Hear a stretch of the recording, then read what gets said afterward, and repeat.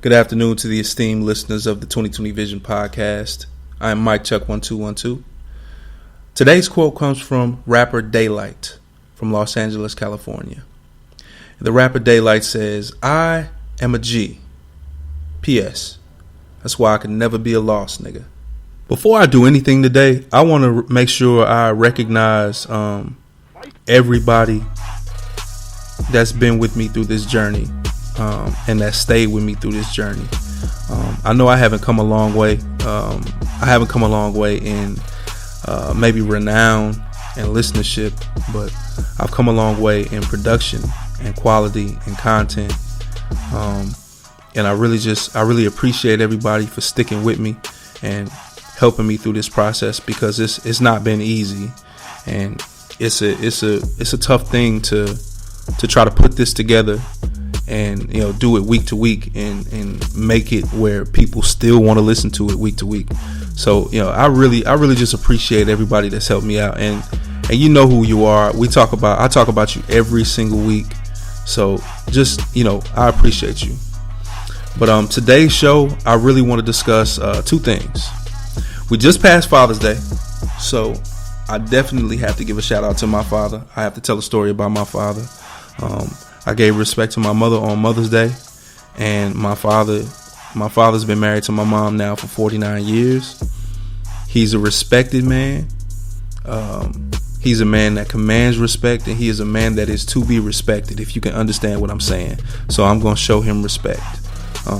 People that know me know that for the most part, I prefer not to be called Charles, because my father, in my eyes, is still the leader of my family. He still has breath in his body.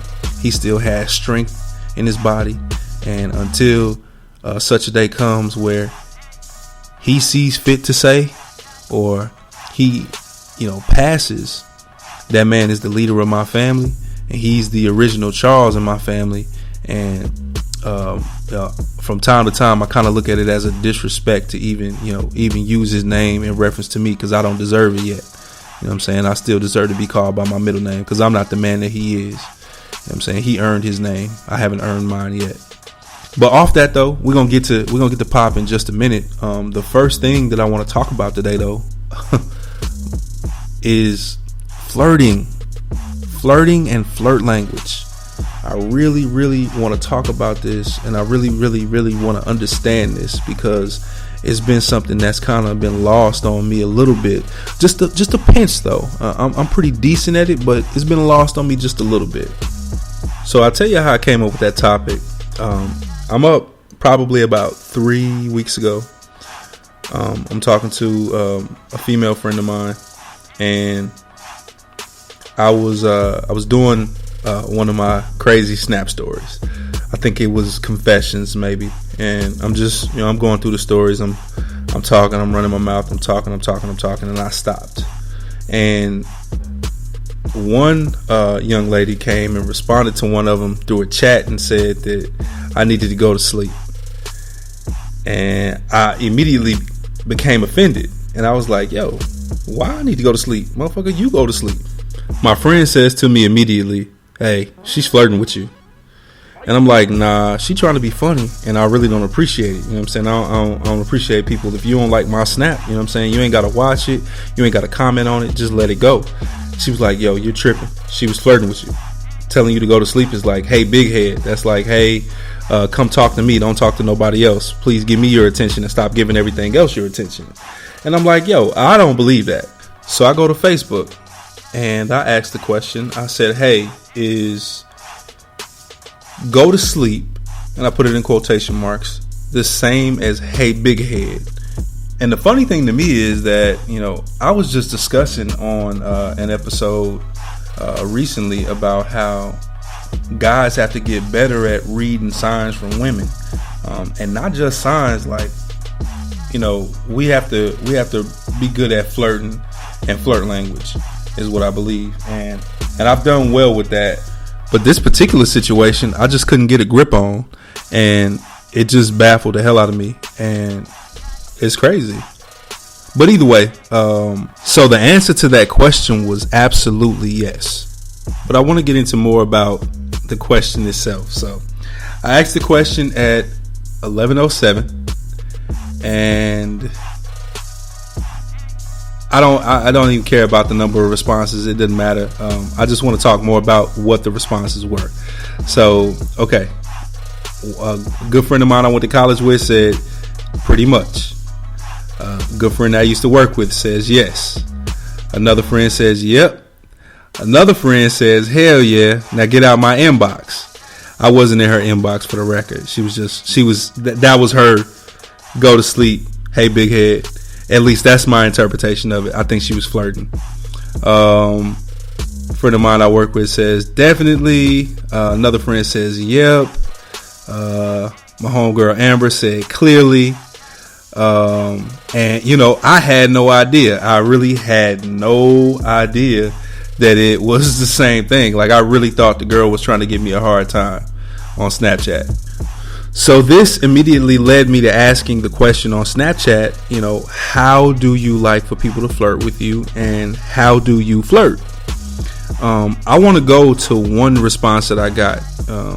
I'm not going to say the name of the person, but she said that she liked for guys to, do the general flirting that they do. And, they say, hey, big head and things like that. And I said, wait.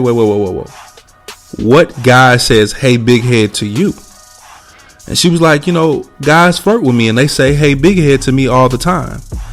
And I was like, nah, hey, big head is what women use to flirt with guys. It's hey, big head, hey, punk, ugly, mister, sir, stuff like that. Like, you don't call women big head. That's retarded. But maybe I'm tripping. I always thought that hey, big head, or the term big head was a reference to a man's penis, or like a penis innuendo, if you will.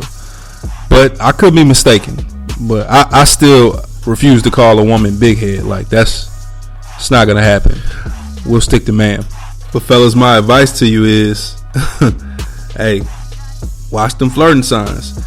Don't watch it too much though, man. Like, don't get to the point where you know what I'm saying, you being like negatively thirsty towards a woman. Like, don't watch it too much. Like, just watch it just enough where you get the sign from the right one and you make the move on the right one. Like, don't take too much stuff into account, because sometimes these women are just being nice to you, man. That's it. If they compliment your shoes, it's the shoes that they think look nice, nigga, not you. So let's chill out, man. But enough about flirting though. Father's Day is important to me because it gives an opportunity to talk about fathers that have given a contribution to their child's life, a successful contribution. And I don't want to just stop at saying contribution, because understand that a deadbeat father's contribution or lack of contribution is a contribution to his child's life. Not that it's a positive one, it's a negative contribution, but it's a contribution nonetheless. We want to talk about fathers who actually given love and actually given, in addition to material things, because we want to make sure we understand, material things is a part of it. Role models, teaching them stuff, things like that. You know what I mean? I want to pay homage to those fathers. So I want to shout out my younger brother Marcus Young. I want to shout out Tyron Duplantier, Reginald Chambers, Zakulla Malik, Mike Thomas, and a new entry into the community of fathers, my good friend Michael Washington. Congratulations to my brother Michael Washington. He and his girl just had his daughter Zoe Washington, and big congratulations to him. But a little bit about my dad. My situation, me and my younger brother's situation with our dad is weird, because like when we were growing up, like my dad was like the meanest guy around. He was cool as hell, but he was still really, really mean. Like, we were scared of him. I'll put it like that. We respected him and we were really scared of him. He's the same as he is today. I mean, he dresses fairly young for his age. So, in the neighborhood, people will see my dad and be like, dude, man, your dad clean, man. He always dressed nice, you know what I'm saying? And like, even now, like my dad, I bought him a pair of Nike Prestos, and I got him a long black t-shirt with the little zippers on the side. You know what I'm saying? It's a little popular shit amongst us young guys now, or younger, if you will. I'm not as young as some guys are, but he was really, really infatuated with the t-shirt, so I got him a couple of those t-shirts, and I got him the Prestos. Well, after the funeral that he and I attended on Saturday, he wore the t-shirt, he wore some pants I gave him, and he wore the shoes. And a couple of guys that were there after the funeral were like, man, how old's your pops again, man? Dude dress better than we do. And I was just like, we try to keep him fresh, but he's got his own little fashion prowess, if you will. So, but it was just weird growing up because he was cool, but at the same time he was really, really strict. You know what I mean? My dad didn't want us wearing our hats backwards. He didn't let me and my younger brother sag. He was strict about stuff like that, and it seemed a lot like he was cheap a lot of the time. You know what I'm saying? Like, everybody from my neighborhood. I grew up on 1407 South Schiller Street. That's right around the block from Central High, from Little Rock Central High. There's a store right across from Central High called QT's. Everybody know the Blind Man. Everybody knows QT's. If you went to Central High School, if you grew up around there, around Central High School, you know what QT's is. You know the Blind Man. We'll ask for a few dollars to go to QT's. Me and my brother go, hey, Dad, can we get $1? Because back then $1 got you a long way at QT's. Dad, can we get $1? Damn, boy, $1 is that's almost $5. We gonna have to ask your mama about that. I don't know. And it was like, I respect him as a man now. I respect him because he wouldn't risk doing something that his wife didn't like for his kids. He would make sure he consulted his wife first. My mom did the exact same thing, but my dad was really, really serious about it. And you got to understand the perspective that we come from, me and my younger brother. I never saw my mom and dad argue when we were coming up. I didn't see them have a disagreement until I was a grown man. Well into my 20s, I didn't see them have a disagreement about much of anything. But when we were kids, from the time we were, young kids all the way up to, 17, 18 years old, I never saw them get into it about anything. And it was in part because my dad would be like, nah, man, hell nah. What'd your mom say? Did you ask your mama? Go tell your mama thank you. You know what I'm saying? Go see what your mama want to do. Go see if your mama approves of that. I don't know. You know what I'm saying? I'm fine with it, but we got to find out what your mama thinks, because she might say no, and goddamn it, I got to go back there in the back room with her for the rest of the evening. So we need to figure this out. You know what I mean? That's how my dad was. He really, you know what I'm saying? You could see the respect that he had for my mama, and it's impressive. And he's still the same way to this day. But I'm going to give you a story about my dad.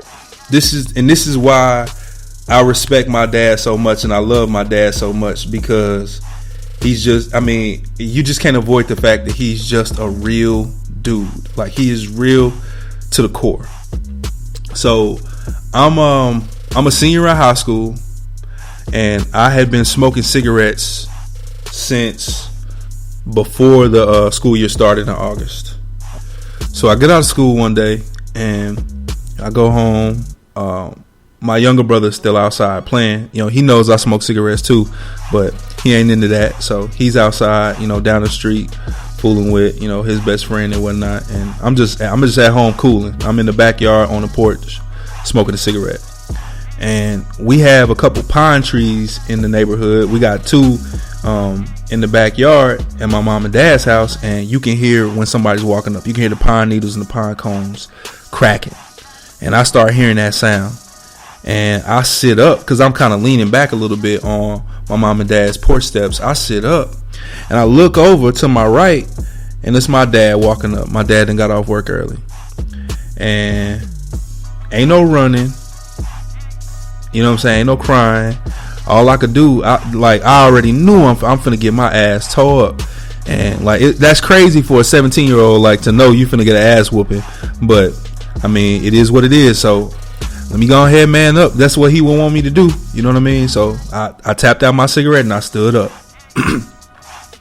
I looked my dad in his face and he said, "So